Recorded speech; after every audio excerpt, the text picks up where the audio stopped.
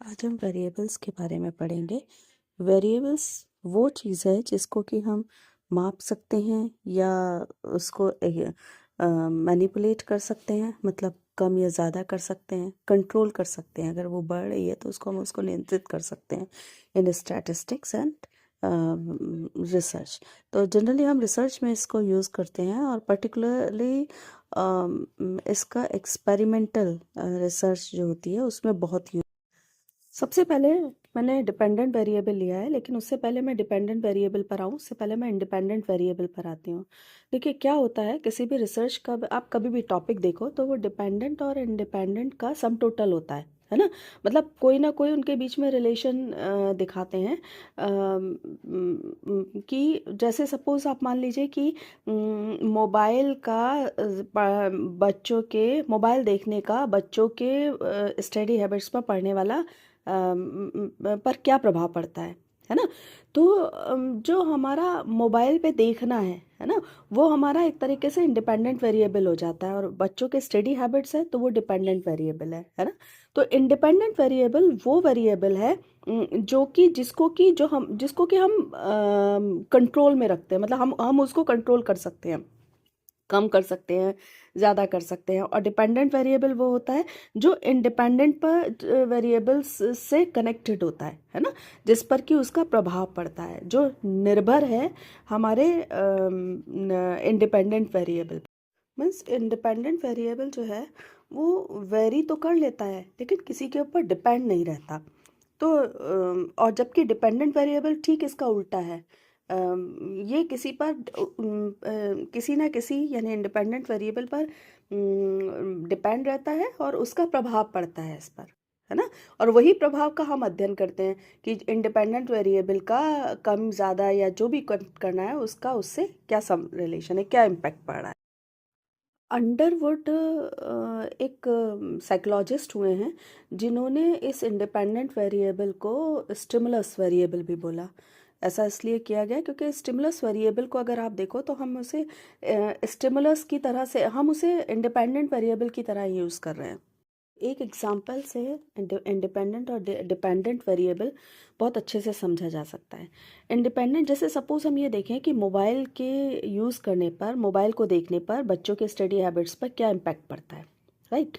तो जो independent variable है वो हमारा मोबाइल का देखना हो गया, वॉचिंग मोबाइल और ब्राउजिंग इन मोबाइल।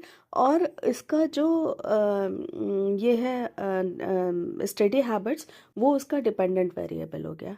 तो इंडिपेंडेंट वेरिएबल का तो हमारे हाथ में है लगाम कि हम उसको कम या ज़्यादा कर सकते हैं। तो उसको कम या ज़्यादा करने पर हम ये देखते हैं कि उसकी स्टडी हैबिट्स, लेकिन स्टडी हैबिट्स पे हमारी कोई वो नहीं है, लगाम नहीं है। उसका संबंध केवल मोबाइल के देखने से है। अगर हम ज़्यादा मोबाइल देख रहे हैं तो हो सकता है स्टडी हैबिट्स हमारी कम आए या रिसर्च में जो भी फाइंडिंग्स है ना। या अगर हम कम देख रहे हैं तो हो सकता है हमारी स्टडी हैबिट्स ज़्यादा आए, या ये भी हो सकता है कि कम आए, है ना। यानी डिपेंडेंट वेरिएबल या स्टडी हैबिट्स पूरी तरीके से डिपेंड है हमारे इंडिपेंडेंट वेरिएबल पर, और हमारा इस समय इंडिपेंडेंट वेरिएबल क्या है, उस मोबाइल को देखना। इंटरवेनिंग वेरिएबल को हम मीडिएट वेरिएबल भी कहते हैं। मीडिएट वेरिएबल या इंटरवेनिंग वेरिएबल डिपेंडेंट और इंडिपेंडेंट के बीच के संबंध को एक्सप्लेन करता है ना। यानी उनके बीच के संबंध को बताता है डिपेंडेंट वेरिएबल और इंडिपेंडेंट वेरिएबल। यानी एक तरीके से अगर हम ये कहें कि मीडिएटर की भूमिका निभाता। सीधे सीधे अगर मैं कहूँ या फिल्मी भाषा में मैं कहूँ तो इंटरविनिंग वेरिएबल वो वेरिएबल है जो डिपेंडेंट और इंडिपेंडेंट के बीच का रिश्ता बताता है ना। मतलब कि ये रिश्ता क्या कहलाता है या ये संबंध क्या कहलाता है, तो उसके बारे में जो बताता है वो इंटरविनिंग वेरिएबल है। ऐसे उदाहरण हैं जिससे कि आप देख सकते हो, अपनी डेली लाइफ में आप देख सकते हो। जैसे कि हमने जो है सपोज इसका आई मीन जो डेथ होती हैं ज़्यादातर, है ना। तो जो पुअर पीपल हैं उनमें डेथ रेट जो है वो सबसे ज़्यादा होता है। अब पुअर पीपल का डेथ रेट में एक इंटरवेनिंग एलिमेंट्स क्या हो सकता है? उन्हें ठीक से जो उनका खाना है या न्यूट्रिशंस है वो ना मिलना, तो ये इंटरवेनिंग एलिमेंट्स है जो उन दोनों के बीच कारण की स्थिति को यानी एक लिंक बनाता है। तो लिंक जो इन दोनों के बीच में, डिपेंडेंट और इंडिपेंडेंट के बीच में जो लिंक बनाता है वो लिंक होता है, वो इंटरवेनिंग वेरिएबल्स है। अब इंटरवेनिंग वेरिएबल के बाद हम जो वेरिएबल लेंगे वो लेंगे मॉडरेट वेरिएबल। मॉडरेट वेरिएबल वो वेरिएबल है जो लिंक को अफेक्ट करता है, और अगर मैं ये कहूँ कि ये लिंक की स्ट्रेंथ को बढ़ाने का भी काम करता है तो वो मॉडरेटर वेरिएबल कहलाता है ना। जैसे कि हम कभी किसी को अगर पढ़ा रहे हैं तो बीच बीच में जैसे हम बोलते हैं कि अच्छा तुम ये कर लोगे तो उसके बाद हम तुमको वेरी गुड देंगे, है ना, या गुड देंगे, बहुत अच्छा का है, या कोई गिफ्ट देंगे। तो जो ये चीज़ जो वेरिएबल है, वेरी गुड कहना है गिफ्ट का, ये हमारा मॉडरेटर वेरिएबल कहलाता है। ये भी इफेक्ट डालता है डिपेंडेंट वेरिएबल पर। फिर इसके बाद हमारा आता है एक्सट्रोनियस वेरिएबल और कंफाउंडिंग वेरिएबल। देखिए ये दोनों जो वेरिएबल्स हैं ऑलमोस्ट एक जैसे ही हैं, बट फ़र्क इनमें केवल ये है कि एक्सट्रोनियस जो वेरिएबल होता है इसका डिपेंडेंट वेरिएबल पर as compared to confounding variable कम प्रभाव पड़ता है। कंफाउंडिंग वेरिएबल्स का बहुत ज़्यादा प्रभाव पड़ता है। जो एक्सट्रानियस वेरिएबल है उसको हम कंट्रोल कर सकते हैं, बट कंफाउंडिंग वेरिएबल्स को कभी भी कंट्रोल नहीं कर सकते, है ना। तो जो एक्सट्रानियस वेरिएबल है वो दोनों ही वेरिएबल्स, एक्सट्रानियस वेरिएबल और कंफाउंडिंग वेरिएबल, दोनों ही जो हैं वो बाहरी वेरिएबल्स हैं जो कि डिपेंडेंट वेरिएबल्स को प्रभावित कर देते हैं, है ना। तो इंडिपेंडेंट वेरिएबल के साथ होते हैं, और कभी कभी जो है वो कंफाउंडिंग वेरिएबल्स में तो हम समझ ही नहीं पाते कि ये जो हमारा रिजल्ट आया है वो इंडिपेंडेंट वेरिएबल्स की वजह से आया है या फिर जो एक्सटर्नल, जो बाहर का वेरिएबल था उसकी वजह से आया है। फॉर एग्जाम्पल, जैसे मान लीजिए किसी स्कूल के रास्ते में कोई स्कूल मान लीजिए हाईवे पे से लगा हुआ है ना, कोई कॉलेज, और कोई बारात जा रही है या कोई जुलूस जा रहा है, तो अगर हल्की हल्की उसकी आवाज़ आ रही है तो वो एक्स्ट्रान्यूस वेरिएबल जो अफेक्ट डालेगी, है ना, उसको कंट्रोल हम कर सकते हैं, किसी भी तरीके से कंट्रोल करें बस उसको कंट्रोल कर सकते हैं। लेकिन अगर वो बिल्कुल कॉलेज के सामने ही खड़ी है और जोर जोर से शोर मच रहा है तो फिर हम उसको कंट्रोल नहीं कर सकते, और वो फिर जो हमारा डिपेंडेंट वेरिएबल है उस पर प्रभाव डालेगी ही डालेगी, क्योंकि उसको हम कंट्रोल नहीं कर सकते। तो यानी ऐसा वेरिएबल जिसकी वजह से हमारा इंडिपेंडेंट वेरिएबल कमज़ोर हो जाता है वो कंफाउंडिंग वेरिएबल कहलाता है। अब अगर सारी चीज़ों को मैं एक इंस्टीट्यूशंस के हिसाब से अगर करूं तो बहुत अच्छे से समझ में आ जाएगा। जैसे सपोज़ समझ लीजिए कि एक इंस्टीट्यूट है, और जिस इंस्टीट्यूट में आप पढ़ रहे हैं, है ना, तो जो आपके टीचर्स हैं वो एक तरीके से डिपेंडेंट वेरिएबल, और आप चूँकि आपके टीचर्स जो हैं वो इंडिपेंडेंट वेरिएबल, और आप चूँकि पढ़ने के लिए गए हैं तो वो डिपेंडेंट वेरिएबल। आप वो कौन सा टीचिंग मेथड या कुछ भी यूज़ कर रहे हैं वो इंटरवेनिंग वेरिएबल्स, है ना। और जो उनकी यानी स्ट्रेंथ को, डिपेंडेंट और इंडिपेंडेंट टीचर और स्टूडेंट्स के बीच की क्या जो लिंक है उसके स्ट्रेंथ को मजबूत कर रहा है वो मॉडरेट वेरिएबल। जैसे अच्छा तुम ये लर्न कर लोगे तो हम तुम्हें, मतलब जो सबसे पहले करके लाएगा, लर्न करके लाएगा वो वेरी गुड, या उसको कुछ प्राइज़ दे देंगे, तो वो मॉडरेटर वेरिएबल्स, है ना।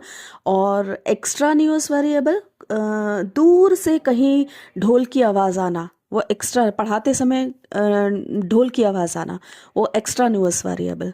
कंफाउंडिंग वेरिएबल, बिल्कुल कॉलेज के सामने खड़े होकर जोर जोर से ढोल बजाना, वो कंफाउंडिंग वेरिएबल्स। तो यहाँ से वेरिएबल्स के एटलीस्ट 6 प्रकार तो समझे ही जा सकते हैं। अब बात करते हैं डिस्क्रीट वेरिएबल और कंटिन्यूस वेरिएबल की।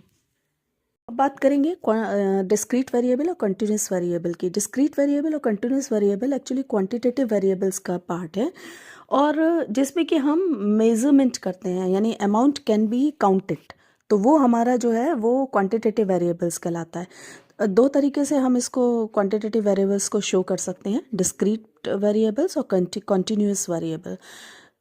इसको इस तरीके से समझो कि कॉन्टिन्यूस वेरिएबल वो है जिसमें कि हम होल नंबर्स को लेते हैं, यानी हम ये कहेंगे, और हम ये कहेंगे कि जैसे कि एक क्लास में 10 बच्चा है या एक क्लास में 35 बच्चा है, तो that is continuous, that is discrete variable. अगर एक क्लास में 35.5 बच्चा या 10.5 बच्चा अगर हम कह पाते तो वो कंटिन्यूस वेरिएबल होता।